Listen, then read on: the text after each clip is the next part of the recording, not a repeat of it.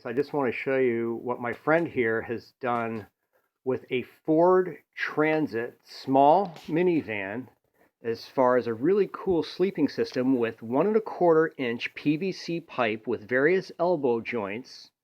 Now for a heavier person, you may want to use 2-inch pipe, but if you're less than say 170 pounds, the 1.25-inch PVC pipe should work really well.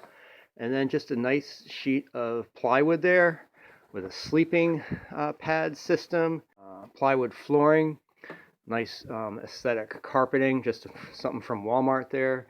And my friend here has traveled cross country in this rig, very comfortable. Um, some headroom up there above where the skylight is. But what do you guys think? Have you custom modded your own minivan for a sleeping system? Low budget do it yourself using PVC pipe with elbow joints?